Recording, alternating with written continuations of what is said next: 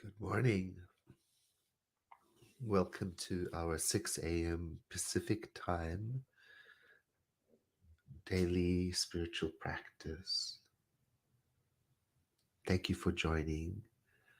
And I thank you in advance for all the people who are sharing these broadcasts and helping us to increase the number of people who are participating in this web of practice. I consider it to be a service to the world. It certainly is a service to me personally, and so many of you have told me that it's a service to you personally, both because we have a routine now and practice does indeed perfect. Regular practice goes deep. And together, it seems, we are able to accomplish more than we are on our own.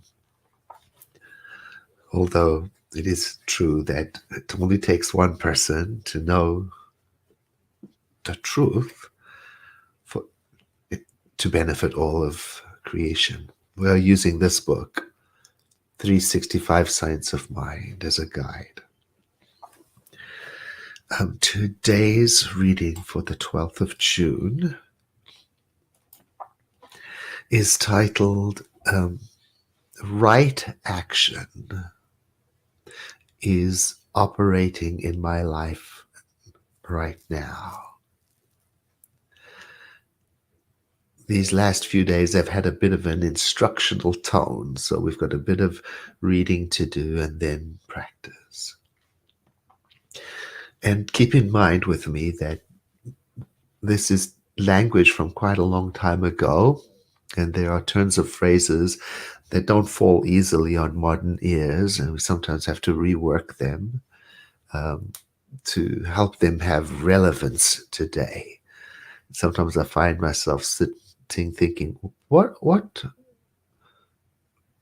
how would I say that today? Especially, how would I say that to a teenager?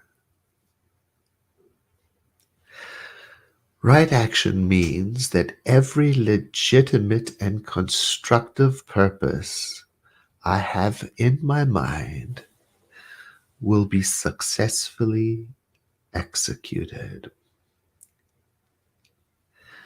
So the science of mind idea is that when I think in alignment with the spiritual truth that my thought activates an activity that is synchronized to the nature of the divine, that's so convoluted. Well, it means this: when I act in the opposite way, when I think in the opposite way, when I desire contrary to the nature of reality, things get difficult and don't go.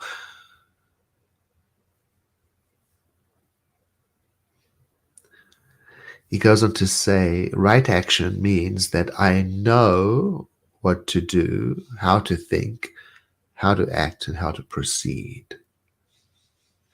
Well, this is what our spiritual practice is for, to get on the right track so I do know what to do, say, think, to recalibrate my mind daily to what is spiritually true, wholeness, oneness, so that I do know what to do, say, and think.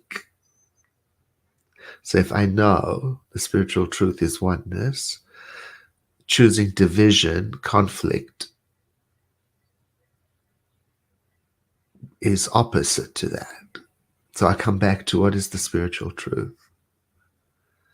Then I know that the word I speak and the meditation of my mind and heart is in alignment with the divine nature.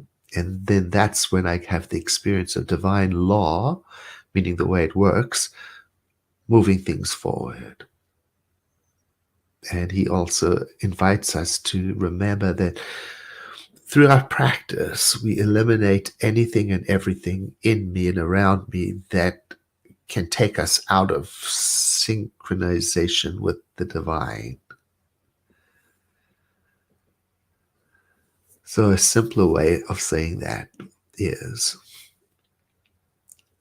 keep your mind on the divine so that it may work its wonder through you and me, according to its nature and its law. And the result of that is perfect right action. So let us then enter into a state of meditative prayer and know together that this awareness of the divine, this awareness of divine reality, is that from which every need comes: physical, mental, spiritual, emotion. And let us accept that gratefully.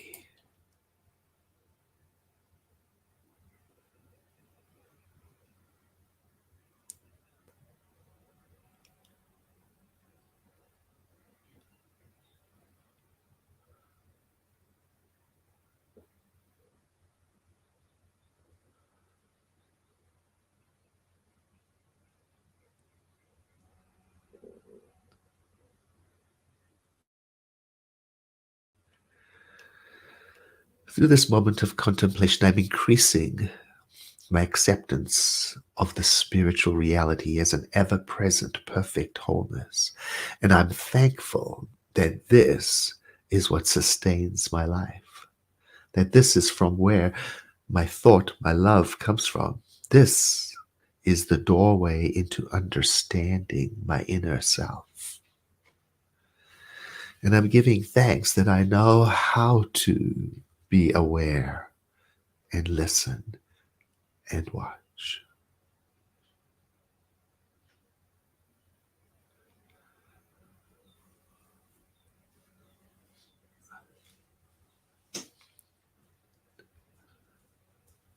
So today, as I contemplate the wholeness at the center of creation, I come to it with a sense that everything comes from it. So I let come into my awareness then anything that I have need of, whether that be love or compassion or resources or understanding or awareness.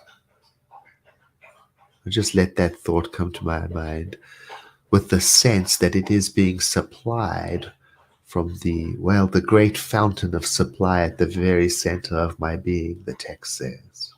And I let myself absorb that for which I have need, at the same time feeling that I'm being filled with this sense of reality, of that which I am absorbing and accepting. In this case, reality is another word for the living spirit, and I say to myself, I am filled with the living spirit. It flows into my world of thought and action. It brings peace and harmony and order all around me. And as I contemplate this, there arises within me a powerful trust in the presence, its law, and its activity. And today I remind myself over and over again, I am part of that, one of it. It through me and me in it. And so it is.